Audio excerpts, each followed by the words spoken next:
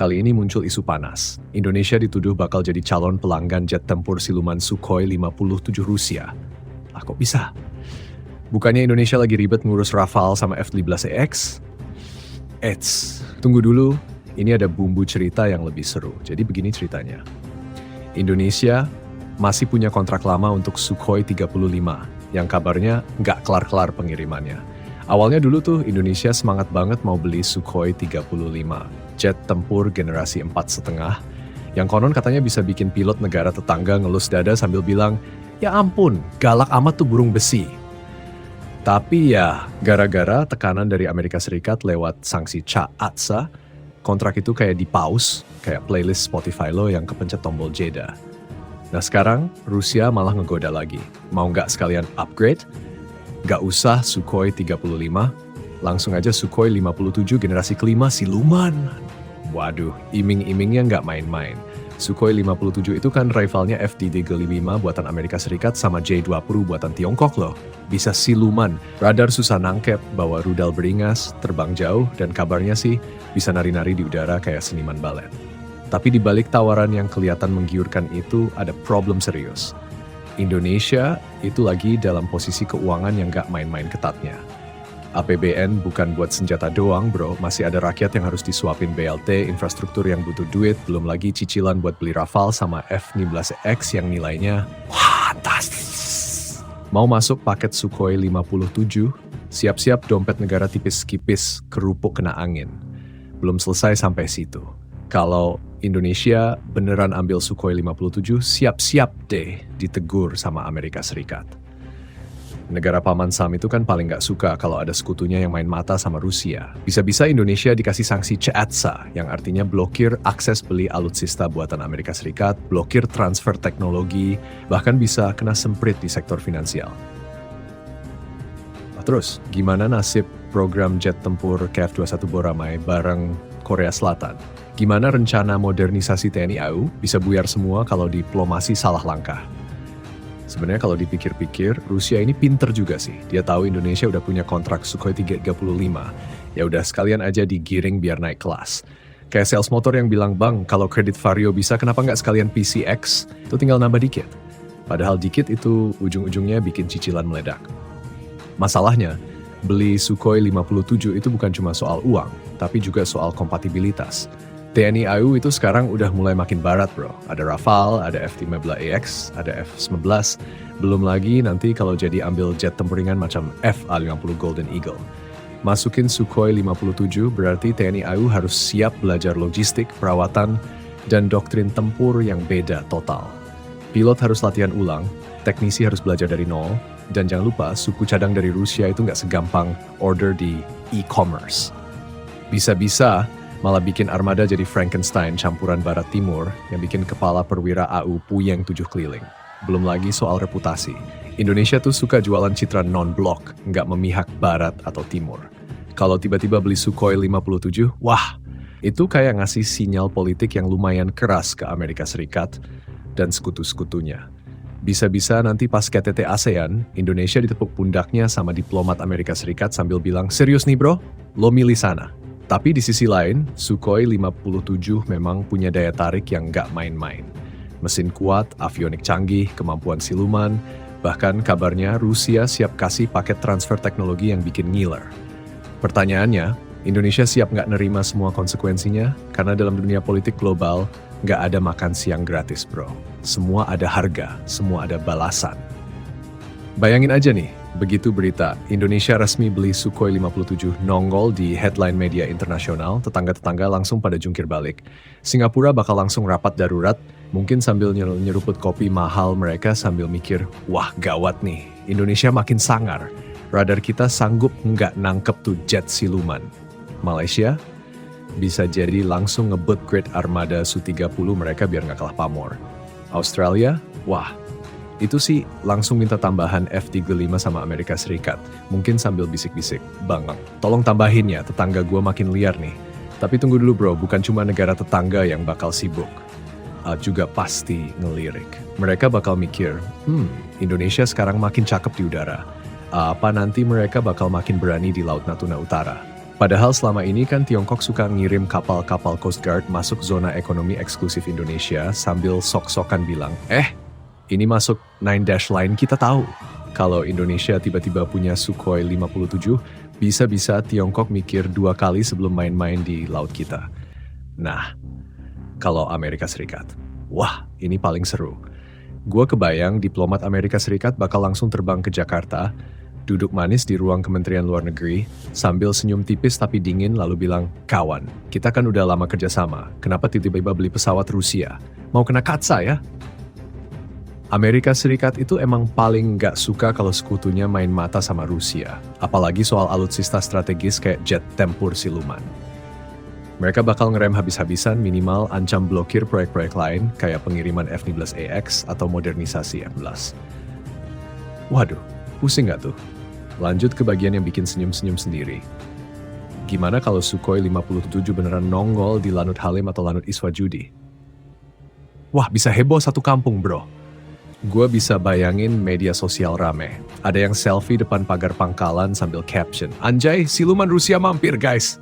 Atau tukang ojek pangkalan bikin status, "Nganter pilot Rusia ke warung Indomie, mantap." Jangan lupa, anak-anak spotter pesawat pasti bakal nongkrong rame-rame bawa kamera tele, siap bidik tiap landing dan take off. Tapi tunggu, dari sisi operasional, ini nggak lucu loh. Sukhoi 57 itu jet canggih, maintenance-nya nggak bisa main asal. Perlu fasilitas khusus, teknisi terlatih, bahkan mungkin butuh peralatan yang cuma bisa didatangkan dari Rusia. Gua kebayang teknisi TNI AU lagi ngelus-ngelus kepala sambil bilang, "Aduh, yang ini manualnya kok nggak ada bahasa Inggris ya, semua Cyrillic." Terus gimana coba? Belajar dari YouTube? Enggak bisa, bro. Selain itu, doktrin tempurnya juga beda. Selama ini, TNI AU terbiasa pakai kombinasi pesawat barat dan sedikit timur. Masukin Sukhoi 57 berarti pilot harus belajar taktik baru. Gimana cara manfaatin stealth, kapan pakai radar aktif, kapan harus mengandalkan electronic warfare, dan sebagainya. Dan jangan lupa bro, musuh-musuh potensial juga nggak bakal tinggal diam. Mereka bakal ngulik habis-habisan gimana caranya ngelawan Sukhoi 57 di udara. Latihan-latihan simulasi bakal mulai sering dan jet-jet barat bakal latihan ngejar target siluman buat persiapan kalau suatu hari harus duel beneran. Dari segi politik dalam negeri juga nggak kecil dampaknya. Bayangin aja headline koran. Pemerintah borong jet siluman, rakyat tanya BLT kapan cair. Waduh, netizen Indonesia kan terkenal galak-galak bro. Bisa langsung rame di media sosial, ada yang bikin meme, negara mau perang, rakyat mau makan. Atau yang bikin parodi lucu ala-ala TikTok. Bang, beli Sukhoi 57, gue ikut nggak nih jadi gunner? Padahal Sukhoi 57 nggak ada kursi belakangnya. Dan jangan lupa Sukhoi 57 ini bukan cuma pesawat, tapi simbol kekuatan politik. Kalau Indonesia beneran beli, itu berarti Indonesia ngirim sinyal keras ke dunia. Gua nggak cuma main sama Barat, gua juga bisa temenan sama Timur. Di tengah ketegangan geopolitik global antara Amerika Serikat, Rusia, dan Tiongkok, posisi kayak gini bikin Indonesia makin seksi, bro. Semua negara bakal berlomba-lomba bikin pendekatan supaya Indonesia tetap netral atau minimal nggak masuk kubu lawan. Oke, bayangin ini. Sukhoi 57 resmi masuk inventaris TNI AU. Pertama-tama pasti ada seremoni megah di Lanut Iswajudi. Ada pejabat penting datang, wartawan rame, pilot TNI AU pakai seragam gagah, dan tentunya ada pilot Rusia yang senyum-senyum kaku karena nggak ngerti bahasa Indonesia. Gue bisa kebayang wartawan nanya, "Pak, ini Sukhoi 57 bakal ditempatkan di mana?" Pejabat jawab, "Oh, nanti kita simpan baik-baik." Maksudnya, kita operasikan di pangkalan strategis. Sementara di belakang, teknisi sudah siap pegang kunci pas sambil bisik-bisik. Brosur manualnya udah diterjemahin belum sih? Jangan-jangan masih pakai huruf Cyrillic semua. Nah, sekarang masuk ke simulasi tempur. Kalau TNI AU beneran pakai Sukhoi 57 buat latihan, wah jet-jet lain bakal minder. F-11 yang sudah lama mengudara pasti mikir, "Wah bro, kok elo licin banget ya di radar? Bagi tips dong." Sedangkan Rafale dan F-13AX bakal deg-degan, soalnya ini sesama jet canggih tapi beda kubu teknologi. Tapi tenang bro, latihan TNI AU itu pasti dibikin kompak. Sukhoi 57 nggak bakal kerja sendiri. Dia bakal dilatih bareng pasukan lain. Mungkin cover dari radar darat, kombinasi serangan bareng jet lain, atau bahkan main electronic warfare. Bisa jadi skenario tempurnya bakal ada latihan. Sukhoi 57 menyusup masuk wilayah musuh tanpa ketahuan, hajar target, lalu kabur dengan gaya elegan. Nah, mari kita lompat ke efek psikologis kawasan. Begitu Sukhoi 57 resmi operasi, negara tetangga bakal langsung mikir keras. Singapura mungkin langsung nelpon Amerika Serikat. Bang, bisa tambahin pesanan F-35 kita nggak? Tetangga makin galak nih. Malaysia bakal mulai mikirin modernisasi MiG-39 mereka yang udah menua. Australia langsung minta upgrade teknologi stealth buat armada F-35 mereka. Bahkan Vietnam mungkin bakal ngelirik. Kita nggak mau kalah dong. Cari Sukhoi juga ah.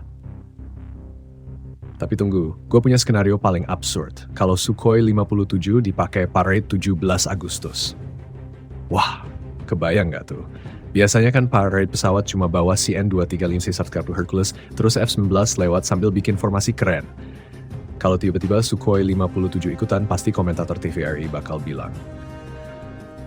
Pemirsa, saat ini kita menyaksikan jet tempur Sukhoi 57, kebanggaan baru TNI AU melintas di atas Istana Merdeka.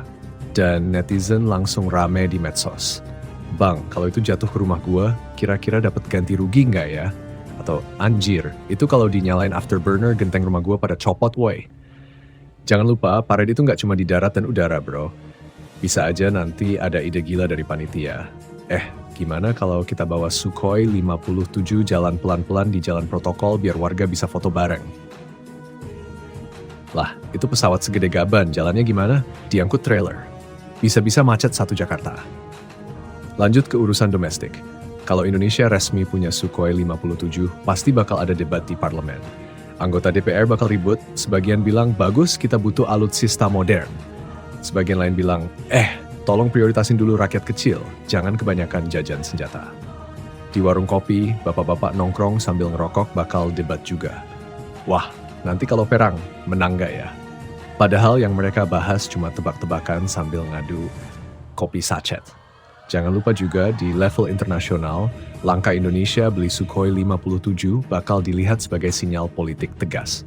Amerika Serikat bakal makin waspada, Rusia makin senyum, Tiongkok makin mikir keras, dan negara-negara ASEAN bakal makin serius ngajak Indonesia duduk di meja diplomasi. Posisi Indonesia makin strategis bro, karena jadi pemain tengah yang pegang senjata barat dan timur sekaligus. Tapi ya di balik semua gemerlap itu ada satu pertanyaan penting. Bisakah Indonesia rawat dan operasikan jet secanggih itu secara berkelanjutan? Karena sejarah udah buktiin, bukan cuma beli yang penting, tapi juga ngerawat, nyediain suku cadang, nyiapin pilot-pilot top, bikin doktrin yang pas. Jangan sampai nanti Sukhoi 57 cuma jadi pajangan mahal yang diparkir cantik di hanggar sambil difoto-foto, tapi jarang terbang.